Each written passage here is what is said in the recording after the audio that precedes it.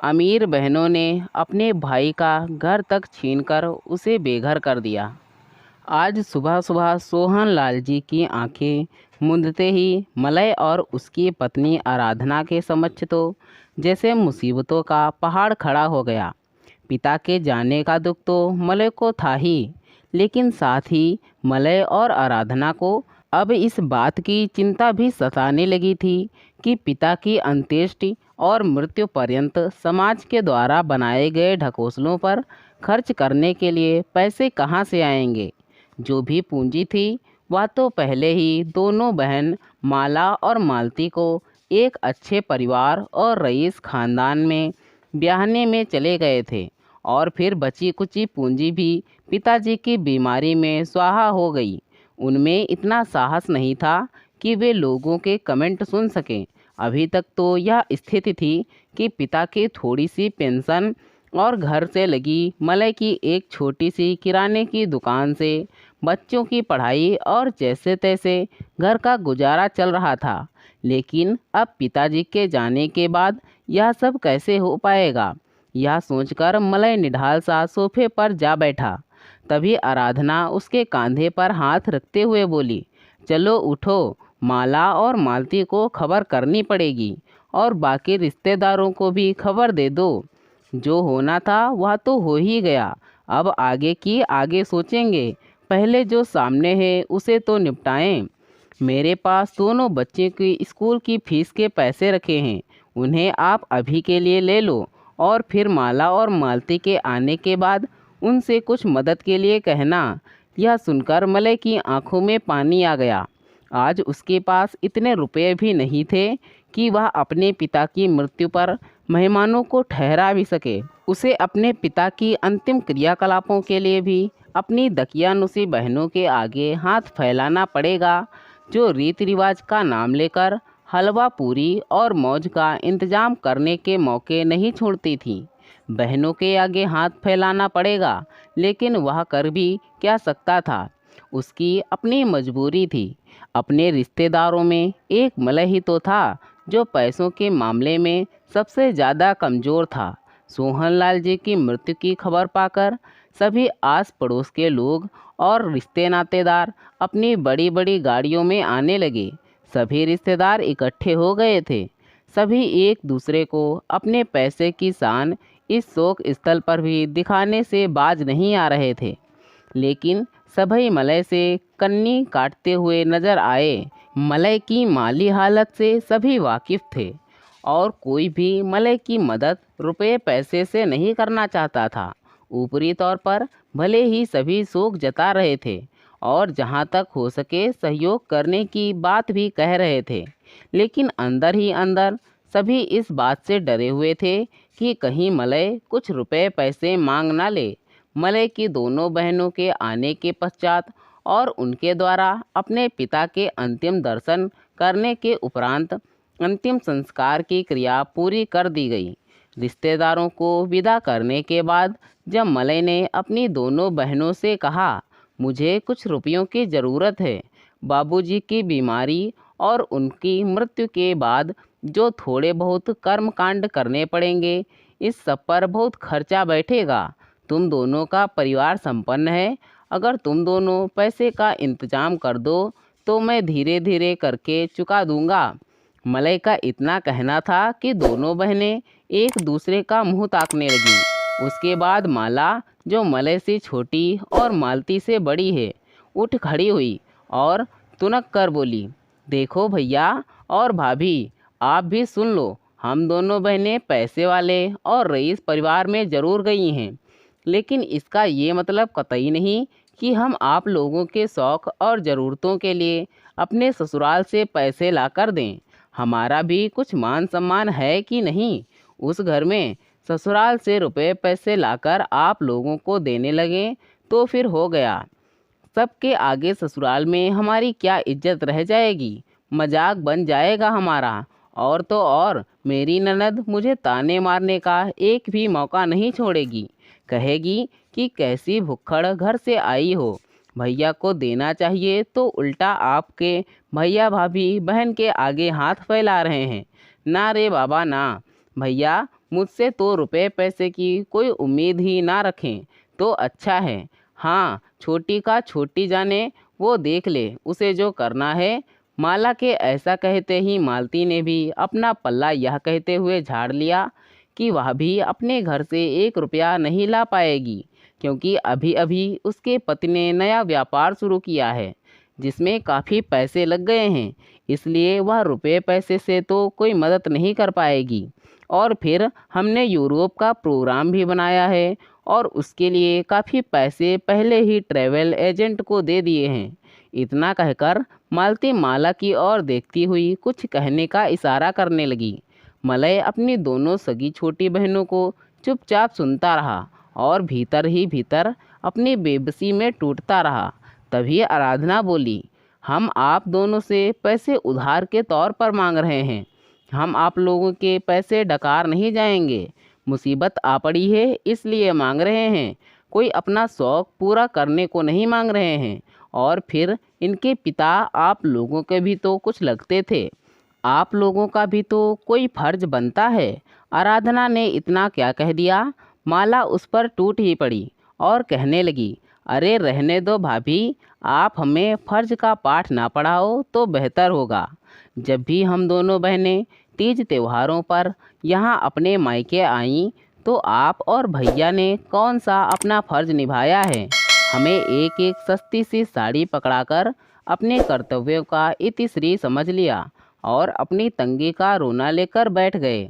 अभी माला की बात पूरी भी नहीं हुई थी, तभी मालती कूद पड़ी और कहने लगी, सही कह रही हैं जीजी, आप दोनों का तो सदा से पैसों का रोना रहा है, जबकि जबलपुर जैसे शहर के बीचों बीच बाबूजी का यह मकान और दुकान है जिस पर आप लोग पहले से ही कुंडली मार कर बैठे हैं।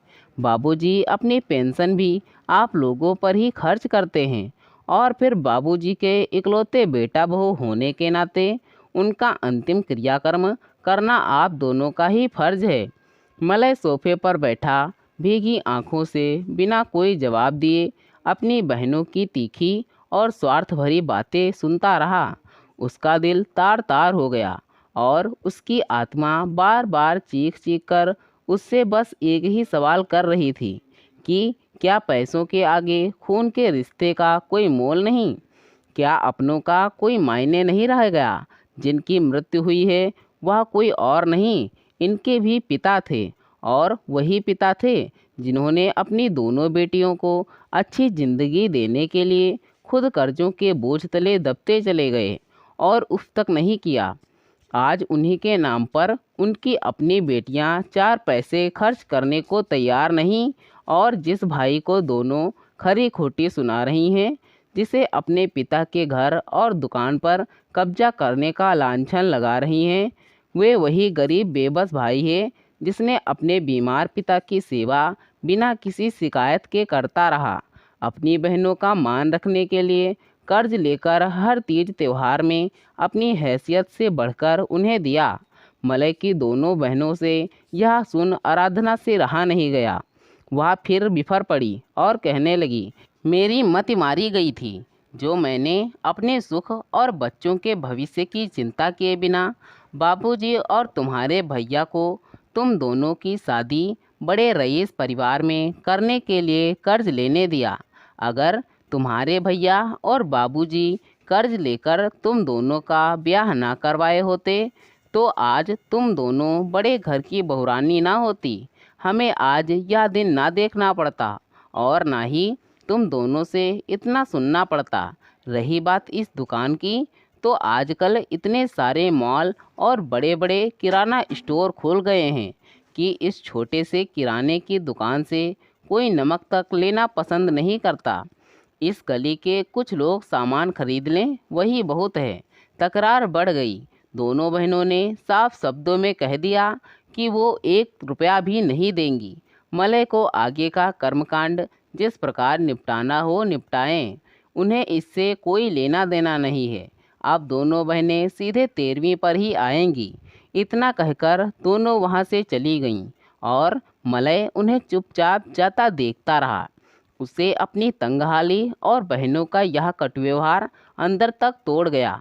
मरता क्या ना करता, समाज में व्याप्त मृत्युभोज जैसी कुरीतियों की वजह से मलय को अपने घर और दुकान को गिरवी के तौर पर चढ़ाना पड़ा। 13वीं के दिन फिर सभी नाते रिश्तेदार, आस पड़ोस के लोग शामिल हुए और मज़े से जायकेदार भोजन का लुत्फ़ भी उठा रहे थे और मलय की बुराई भी करते हुए हर किसी ना किसी चीज़ में मीन मेख निकाल रहे थे। दोनों बहनें भी मेहमानों की तरह आईं। मलय और आराधना के द्वारा की गई व्यवस्था और खान पान पर कमी निकालकर अपने पिता को खोने का ढोंग कर वापस अपने ससुराल चली गईं। 13वीं से जाने के बाद माला और मालती ने कई महीनों तक मलय और आराधना की तरफ मुड़कर भी नहीं देखा और एक दिन अचानक मलय के घर पर कानूनी नोटिस आया, जिस पर दोनों बहनों ने घर और दुकान पर अपने हिस्से का दावा कर दिया था। यह पढ़कर मलय के पैरों तले जमीन खिसक गई। उसने कभी सोचा भी नहीं था कि उसकी बहनें, जिनके पास पैसे की कोई कमी नहीं थी, जिनके पास सब कुछ था, वे चंद पैसों के लिए इतना नीचे गिर जाएंगी। आराधना को जैसे ही हिस्से के बारे में पता चला, वह गुस्से में तमतमा उठी। उसकी भौहें तन गईं। तभी मलय उसे समझाते हुए बोला, शांत हो जाओ तुम। कानूनी तौर पर पिता की संपत्ति पर बेटियों का भी बराबरी का अधिकार होता है और वही वो दोनों मांग रही हैं। इसमें कोई गलत भी नहीं है। वैसे भी मकान और दुकान दोनों गिरवी पड़े हैं। मेरे पास इतने पैसे भी नहीं हैं कि मैं घर और दुकान वापस पा सकूं। तो ठीक है, इन्हें बिक जाने दो। कम से कम माला और मालती को तो उनका हिस्सा मिल जाएगा। हम फिर से एक नई शुरुआत करेंगे। मलय के ऐसा कहते ही आराधना उससे लिपटकर फूट फूट कर रोने लगी। शांतिपूर्वक मकान और दुकान बिक गए, जिसके 3 हिस्से हुए। माला और मालती अपने हिस्से के रुपए लेकर चली गईं। इधर अपना कर्ज चुकाने के बाद मलय के हाथों में कुछ नहीं बचा था। मलय के परिवार के सिर से छत उसके बीवी बच्चों के मुंह से निवाला और उसका रोजगार सब छिन गया था। उसका पूरा परिवार रास्ते में आ गया था। उधर दोनों बहनें इस बात का जश्न मना रही थीं कि उन्हें उनके हिस्से का पैसा मिल गया। तभी माला की सहेली अर्चना वहां आ गई, जो पिछले कुछ समय से शहर से बाहर गई थी। अर्चना को देखते ही माला ने उसे गले लगा लिया और उसकी ओर मिठाई की प्लेट बढ़ाते हुए बोली, तू एकदम सही समय पर आई है, ले मुंह मीठा कर। अर्चना मिठाई की प्लेट हाथों में लेते हुए बोली, अरे पहले यह तो बताओ कि यह मिठाई किस खुशी में। तभी माला चहकते हुए बोली, हमारे बाबूजी का मकान और दुकान, जिसमें हमारे भैया कब्जा जमाए बैठे थे, आखिरकार बिक ही गया और हम दोनों बहनों को हमारा हिस्सा भी मिल गया। ये हमारे जीत की मिठाई है। यह सुनते ही अर्चना मिठाई की प्लेट नीचे रखते हुए बोली, मैं यह मिठाई नहीं खा सकती। इस मिठाई में मिठास नहीं, कड़वाहट छिपी है। ये वह मिठाई है जिसमें एक बेबस भाई का बेघर हो जाने का दर्द छुपा है। तुम दोनों बहनें जीत जरूर गई हो, लेकिन भाई बहन का रिश्ता हार गया है। इतना कहकर अर्चना वहाँ से चली गई। माला और मालती सन्न खड़ी रहीं, जैसे किसी ने उन्हें उनका स्वार्थ रूपी असली चेहरा दिखा दिया हो। तो दोस्तों, यह थी हमारी आज की कहानी। अगर यह कहानी आपको पसंद आई है तो कृपया इसे लाइक करें और कहानी पर अपनी राय देने के लिए इसमें कमेंट करें। दोस्तों, ऐसी ही और कहानियाँ सुनने के लिए और या फिर आप हमारे चैनल पर नए हैं तो कृपया हमारे चैनल को सब्सक्राइब करें और दोस्तों बेल नोटिफिकेशन को ऑन करना ना भूलें, जिससे हमारी कहानी आप तक पहुंचती रहे। धन्यवाद दोस्तों। Thanks for watching this video.